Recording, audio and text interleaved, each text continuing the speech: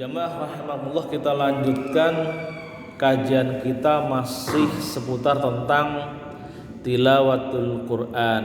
Kalau kemarin kita banyak berbicara tentang pujian bagi orang-orang yang membaca Al-Quran, pahala bagi orang-orang yang sering baca Al-Quran, dan juga balasan bagi orang-orang yang senantiasa membaca Al-Quran. Termasuk ada satu hadis yang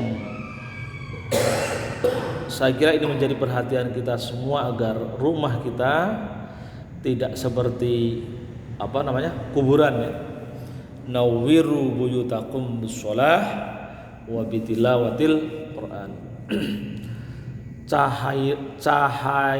Berilah cahaya atas sinarlah rumah-rumah kalian dengan sholat, dengan sholawat, dengan doa, wa tilawatil Quran, dan dengan membaca Al-Quran. Nah, sekarang ada beberapa hadis yang menunjukkan kehati-hatian kita. Ketika kita sudah tahu Al-Quran itu apa, isinya seperti apa, maka ada celah atau kejelekan.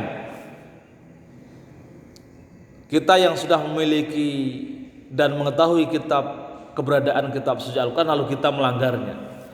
Saya bacakan takbirnya biar semoga kita dapat barokah dari kitab ini dan juga dari pembacaan hadis kita ya. Wa qad jaa'a fi dhammi tilawatil ghafilin qaulahu sallallahu alaihi wasallam. Ada beberapa hadis yang menunjukkan celaan bagi orang-orang yang membaca atau bacaan ghafilin, bacaan orang-orang yang lalai. Dia baca tapi pada hakikatnya tidak dianggap tidak baca. Ma'amana bil Quran man istahalla maharimahu. Tidaklah beriman dengan Al-Quran orang yang menghalalkan apa-apa yang diharamkan. Jadi ini tuntutannya sebenarnya adalah memahami isi Al-Quran, tapi kemudian kita sering melakukan pelanggaran terhadap Al-Quran. Misalkan ada hadis, ada firman Allah, hurrimat alaikumul maitatu waddamu walahmul khinzir. Misalkan di Quran itu kan disebutkan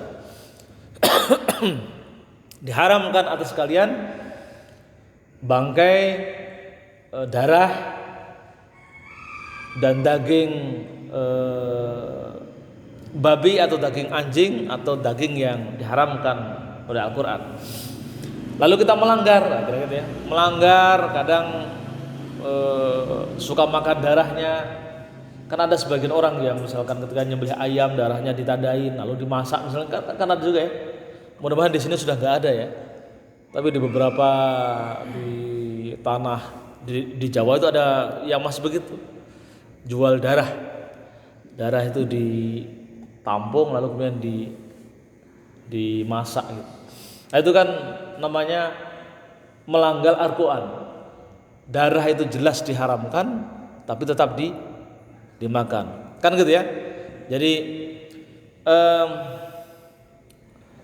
ma'amana bil Quran man istahalla maharimahu. Jadi kita itu tidak dianggap beriman kepada Al-Quran. Ingat, iman kepada kitab Allah masuk dalam rukun iman yang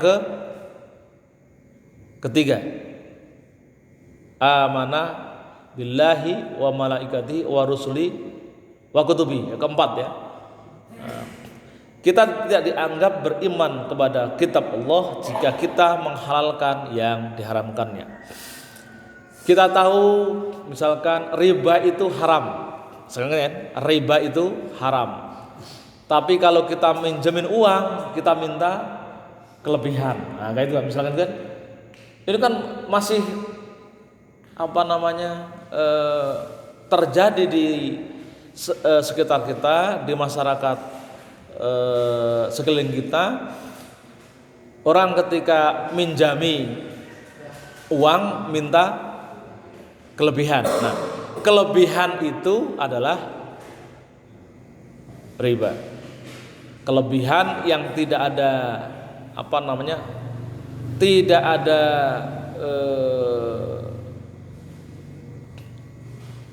tidak ada tukarannya, itu adalah riba. Orang minjam 100.000 minta kembaliannya sebulan 150.000, kelebihan itu disebut riba. Tapi ini terbiasa, biasa kita lakukan. Maka amana bil Quran man istahalla maharim. Wa qauluhu sallallahu alaihi wasallam iqra'il Quran manahaka fa illam yanhaka falasta taqra'u. Bacalah Quran, lalu kamu tahu apa yang dilarang, lalu kamu tidak menganggap itu dilarang, falasta taqra'u, maka kamu sama saja tidak membaca. Kita membaca Al-Quran khatam dari awal sampai akhir, lalu kita tahu ada yang dilarang di dalam Al-Quran, tapi dalam kehidupan sehari-hari kita tidak menganggap itu larangan, atau kita langgar larangan itu, maka kita dianggap tidak membaca. Falasta biqari taqra'u. Wa qala Anas itu salah satu sahabat Rasul dan beliau banyak meriwayatkan hadis. Beliau mengatakan, ini berarti bukan hadis tapi athar. Robba talil Quran wal Quran yal'anhu. Berapa banyak ada orang yang membaca Al-Quran tapi Quran melaknatnya. Robba talil Quran wal Quran yal'anhu. Jadi Quran, berapa banyak Quran atau berapa banyak orang yang membaca Al-Quran tapi Quran melaknatnya. Maksud laknat itu ya kita sering mendengar definisi laknat itu adalah ba'idun min rahmatillah, jauh dari rahmat Allah. Maka kalau Quran yal'anuh, maka Quran kemudian menghalangi rahmat Allah turun kepada kita, kira gitu ya. Kalau Quran melaknat berarti Allah Quran membatasi, menghalangi rahmat Allah turun kepada kita. Jadi banyak orang yang baca Quran tapi wal Quran yal'anuh. Nah, ini sebagai sebuah penjelasan dari tadi kita banyak tahu tentang spirit makna Al-Quran tapi kita melanggar, kan gitu ya. Kita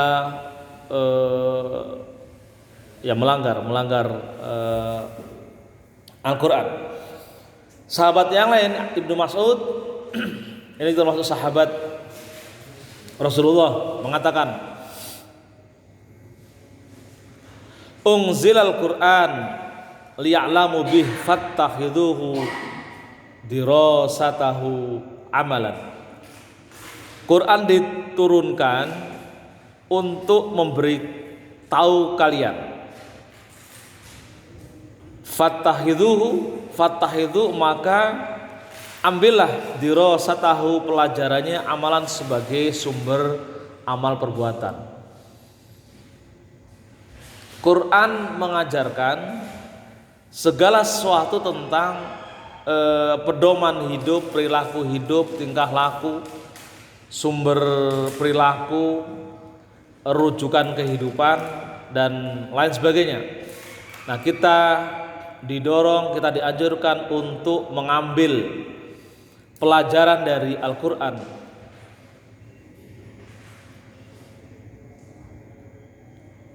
Kemudian Ibnu Mas'ud melanjutkan perkataannya, inna ahadukum layak ro'al Quran min fatihatihi ila khotimatihi ma yasqutu minhu harfan wa qad asqatal amalu bihi.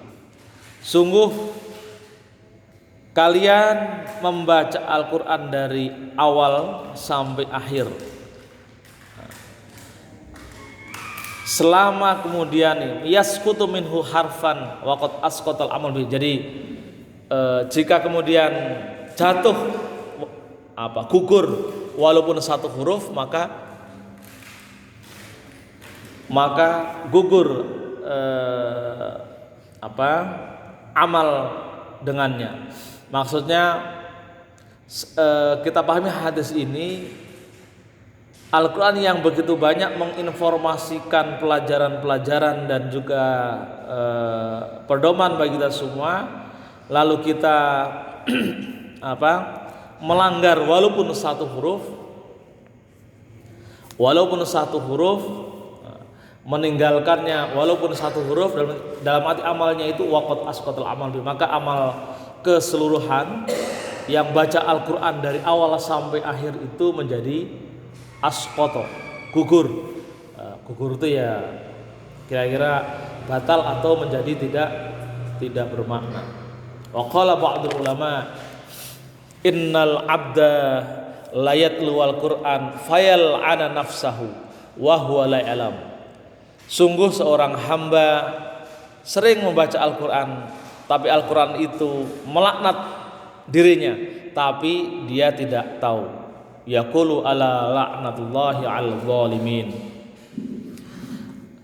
Sungguh ingatlah laknat Allah itu atas orang-orang yang zalim, yaitu wa huwa zalimu li nafsi, yaitu orang yang zalim terhadap dirinya. Ala la'natullahi 'alal kadzibin. Sungguh laknat Allah atas orang-orang yang berbohong. Wa huwa minhum. Jadi ini celaan bagi orang-orang yang membaca Al-Quran, memahami maknanya, tapi tidak mengamalkannya atau melanggar pesan-pesan mulia di dalam Al-Quran. Nah, kita tahu kalau dalam hadis yang kemarin kan, khairukum man ta'allamal Qur'an wa 'allamahu. Sebaik-baik kalian adalah orang yang belajar Al-Quran lalu mengamalkannya. Salah satu mengamalkannya adalah mengajarkannya, walaupun itu kepada anak cucu gitu. Nggak harus mengajarkan itu pada orang lain, keluarga kita itu juga termasuk mendapatkan pujian ya. Tapi kalau kemudian kita ternyata ada yang lalai, kita banyak melakukan pelanggaran atas apa yang terdapat dalam Al-Quran, maka juga itu akan menjadikan laknat bagi kita semua. Nah, kita mudah-mudahan sekali lagi tetap membaca Al-Quran, tetap berusaha memahami isinya, dan tetap berusaha mengamalkan apa yang diajarkan dalam Al-Quran. Karena itu akan menjadikan kita punya label khairukum, ya, sebaik-baiknya kalian, sebaik-baiknya kita semua adalah man ta'allamal Qur'an, belajar Al-Quran, belajar membaca, belajar memahami isinya, kan itu ya. Wa 'allamahu, lalu kemudian mengamalkannya, baik mengajarkannya ataupun ya mengamalkan dalam perbuatan sehari-hari kita. Dan Al-Quran dianggap kafah, komprehensif, sudah lengkap pesan-pesannya, ya, pesan-pesannya sudah lengkap, maka jadikan itu sebagai rujukan. Nah, tapi hanya untuk memahami kelengkapan isi Al-Quran, sekali lagi juga kita tidak boleh sembarangan. Quran mengandung pedoman akhlak, Quran mengandung banyak ajaran, tapi kalau kita belajar tanpa bimbingan itu bisa sesat. Contoh misalkan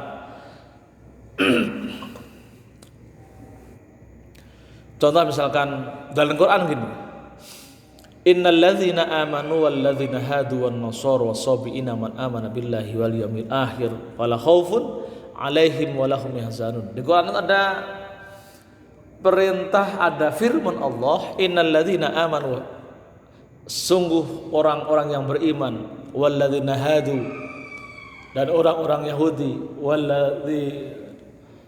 innalladzina wan nasara dan nasara wasabiin dan sabiin, man amana billahi wal yaumil akhir, barang siapa yang beriman kepada Allah dan hari akhir, maka tidak ada kekhawatiran baginya, fala khaufun 'alaihim wa lahum yahzanun.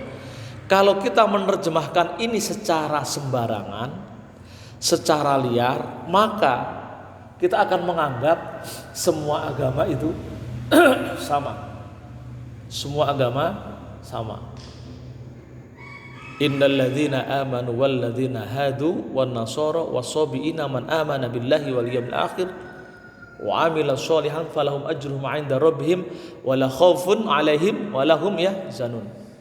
Ya, jadi kalau kita nggak belajar sama guru, belajar dengan terjemahan saja, maka tadi ya menganggap orang-orang ya Yahudi, Nasoro, Sobiin adalah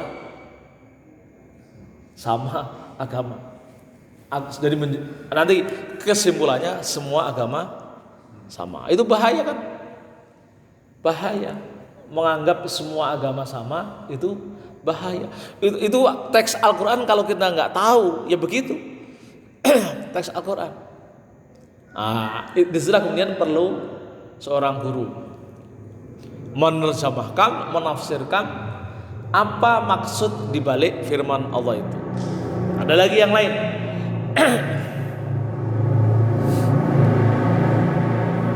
Pentingnya kita perlu pendampingan.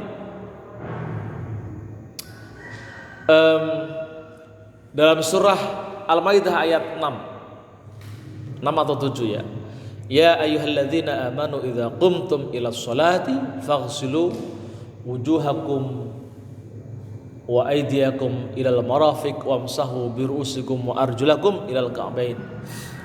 Orang yang bermodal tahu bahasa Arab itu pasti akan menerjemahkan ayat ini begini.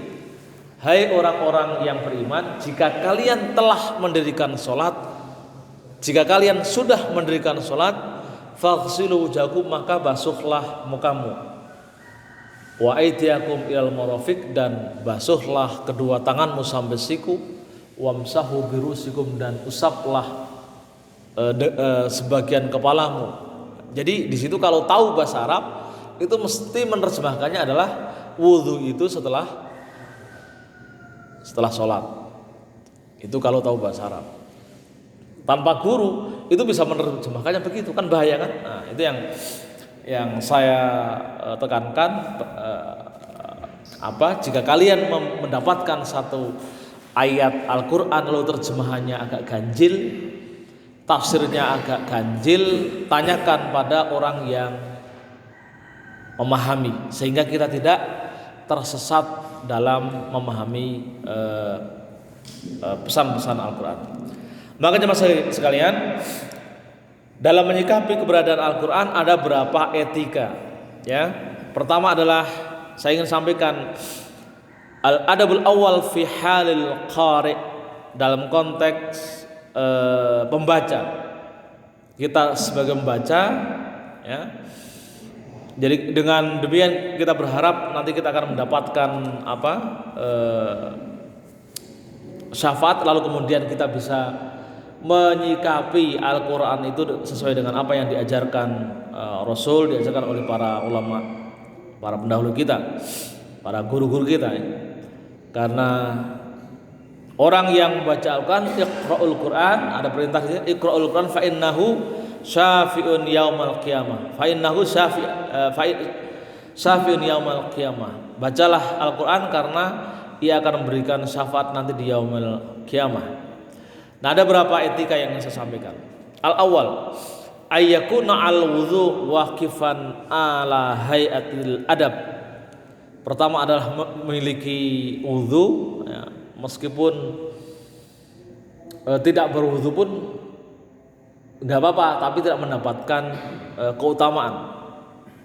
Jadi yang pertama, ayyakuna al-wudhu waqifan ala hayatil adab, berwudhu lalu kemudian duduk dalam posisi yang sangat sopan, wasukun dan tenang. Boleh juga imma qa'iman wa imma jalisan mustaqbilal qiblah. Berdiri boleh, duduk boleh dengan menghadap kiblat. Mutrafan ra'sahu, lurus ke depan. Ghairu mutarabba wala muttaqi wala jalisan ala hay'at takabbur. Dan yang terpenting adalah bagaimana di dalam hatinya jangan sampai ada rasa takabur, sombong. Fa in qara'a ala ghairi wudhu aw kana mudhajian fil firash falahu aidan fadlun. Selanjutnya jika kalian baca tidak dalam kondisi berwudu atau sambil leyeh-leyeh tiduran di kasur, falahu aidan fadlun, baginya juga dapat keutamaan.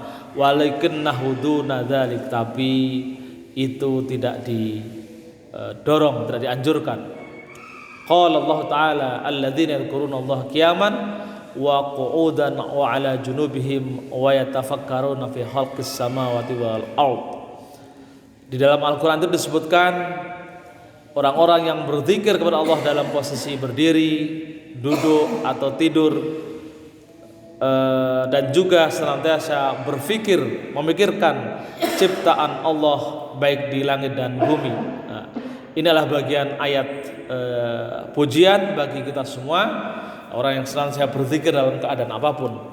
Fa'athna 'alal kul, dipuji semuanya. Walakin kutimal qiyam fi dzikir, tapi yang didahulukan itu adalah berdiri. Tsumal qul tsumma dzikru mutasjan. Kemudian duduk, kemudian tiduran. Nah, ayat ini yang kemudian menjadi satu dasar pendapat para ulama yang mengatakan membaca Al-Quran dalam keadaan berdiri itu pahalanya lebih tinggi daripada duduk. Maksudnya bukan berdiri ini ya, berdiri lalu baca berdiri, bukan ya, tapi membaca Quran dalam sholat. Nah, membaca Al-Quran di dalam sholat dalam kondisi berdiri itu pahalanya tertinggi. Nah, pahalanya tertinggi.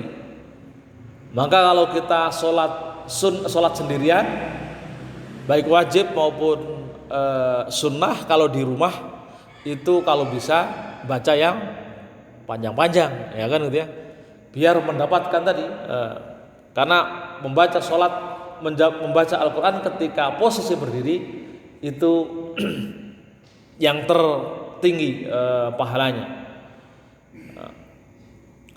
Jadi kalau kita terbiasa dengan yang seperti ini, ya, kita hafalnya sabihis, nggak apa sabihis saja, walaupun sholat zuhur sabihis mau bikin nggak apa-apa, kan gitu ya. Berusaha membaca yang terpanjang kalau sendirian, tapi kalau bareng-bareng jangan, nanti dikutuk sama jamaah. Nah, kalau panjang-panjang, itu nggak baik. Kalau panjang-panjang itu lalu gara-gara kita panjang lalu Al-Qur'annya dicela, kan menjadi tidak baik, kan gitu ya. Kalau lagi jamaah yang sedang saja, yang sedang ya, kalau panjang-panjang ya paling ya seperti sabih smarbika ala itu sekitar 40 ayat ya. Ya, lalu yang fi miqdaril qiraah, dalam hal bacaannya, wal qiraat adatun mukhtalifah. Dalam bacaan Al-Quran itu ada banyak bacaan, ya, banyak bacaan yang kalau kita tidak paham itu akan dianggap sesat. Nah, tapi kita di wal qiraat at-mukhtalifah wal fil istikthar wal ikhtisar wal ma'thur an Utsman wa Zaid bin Thabit wa Mas'ud wa Ubay bin Ka'ab. Jadi yang Quran yang ma'thur itulah riwayat Utsman, Zaid bin Thabit, Ibnu Mas'ud dan Ubay bin Ka'ab. Ada Quran itu minimal yang sahih itu adalah 7 versi. Quran itu ada 7 versi. Tapi ada juga yang 14, namanya 14 qiraat, tapi yang 7 sisanya itu tidak mustatir. Yang valid, yang mutawatir itu adalah 7, namanya qiraah sab'ah. Nah, kita selama ini membaca Quran namanya mushaf hafaz, ya, hafaz yang itu diriwayatkan ketika Sayyidina Utsman mengkodifikasi Al-Quran, itu salah satunya kemudian diriwayatkan, diabadikan oleh Imam Hafiz. Yang kita baca itu kemudian adalah qiraah Imam Hafiz. Ada qiraah yang misalkan agak berbeda. Misalkan Quran tentang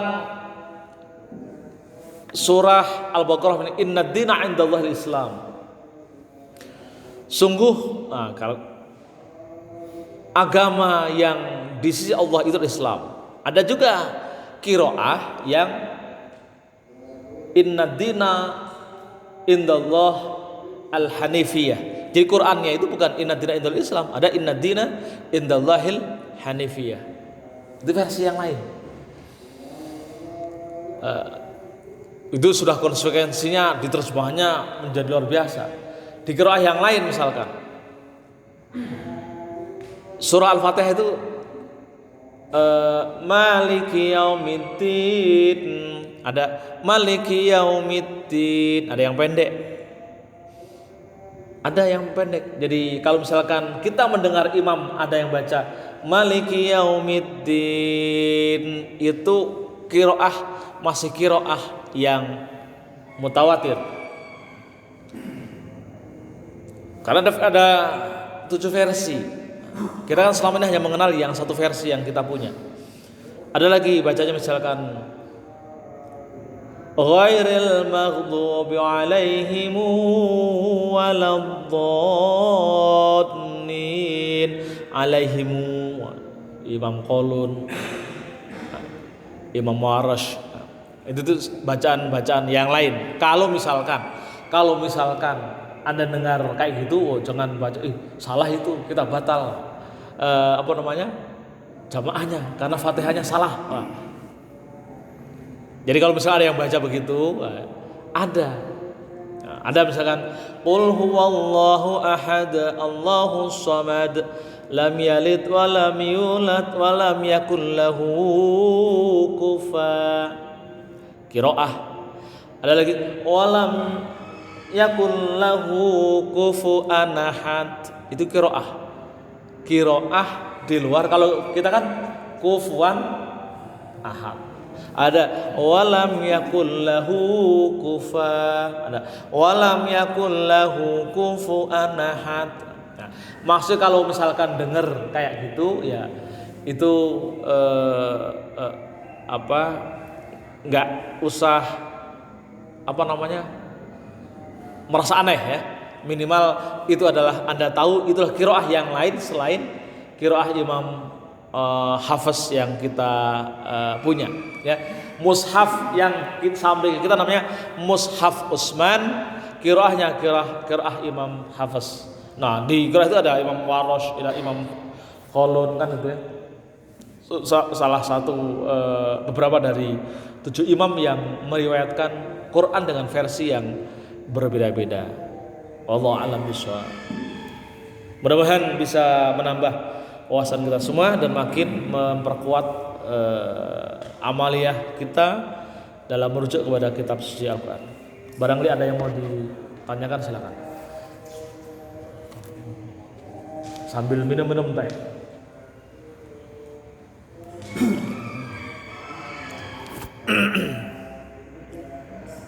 Cukup? Ya, silakan.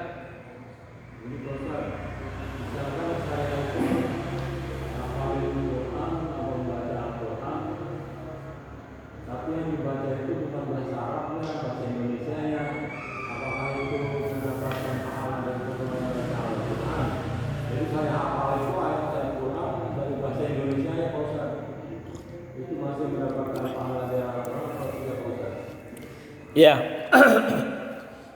Jadi yang terpenting sebenarnya ada gini ya.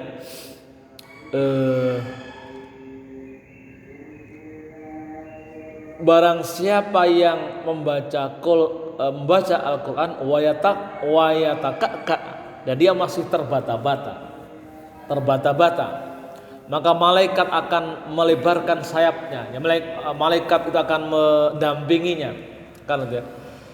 Jadi belajar Al-Quran walaupun terbata-bata itu masih mendapatkan keutamaan. Nah, lalu kemudian kita menghafal, di situ yang dibaca adalah teks bahasa Indonesianya. Secara keilmuan itu tidak masalah, itu tetap dapat pahala. Yang kita khawatirkan sebenarnya adalah ketika membaca Indonesianya lalu yang terucap adalah yang salah. Maksudnya misalkan yang sering yang paling gampang aja yang alhamdulillah. Kalau baca Latinnya kan nggak ada bedanya antara alhamdulillah dengan alhamdulillah, kan gitu ya, nggak ada bedanya kan. Tapi kalau kita terbiasa baca alhamdulillah kan bahaya.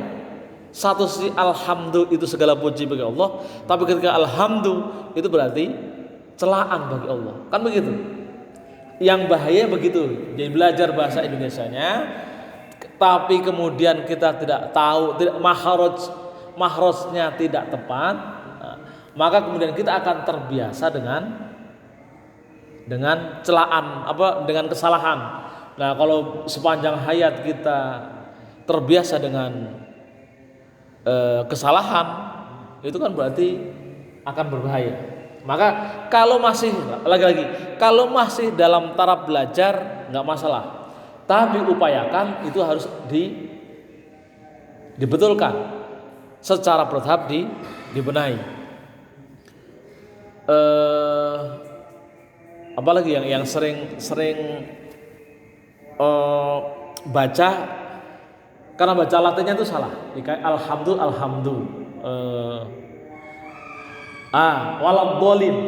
Waladhdallin. Itu nanti kalau nggak kalau melihat bahasa Indonesia do itu kan menjadi kayak da.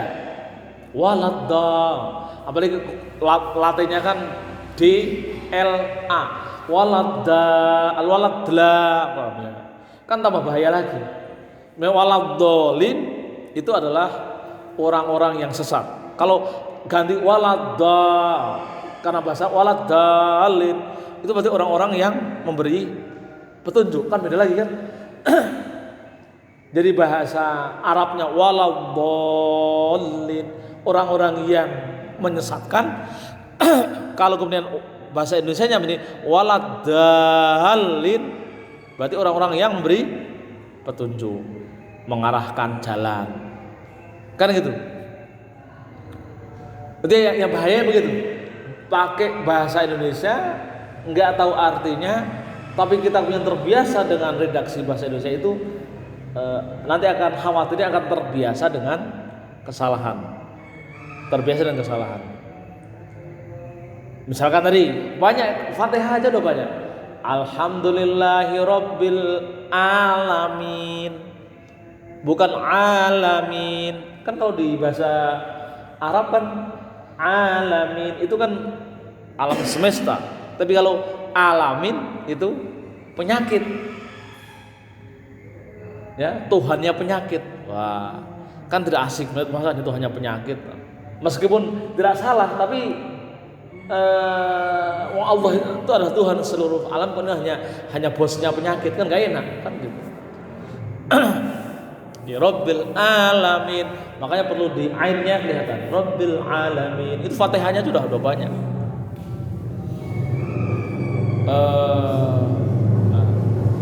Lagi misalkan Siratal ladzina an'amta, itu kan jalan yang beri petunjuk oleh Allah, atau jalan yang diberikan Allah, menjadi syirat menjadi syarat menjadi syarat. Kan ya ini karena menjauh sekali gitu dari syarat, dari yang arti adalah jalan. Makanya kan kita sering coba dorong, usahakan yang mendekati makna yang suara yang seharusnya, sehingga maknanya tidak berubah. Tapi lagi-lagi kalau masih belajar, ya kak malaikat tetap turun mendampinginya kalau masih belajar. Nah, kalau misalkan Anda sudah mengenal hurufnya, ya upayakan pakai hurufnya biar tidak tersesat. Kira-kira begitu ya. Mudah-mudahan bisa dipahami. Ada yang lain?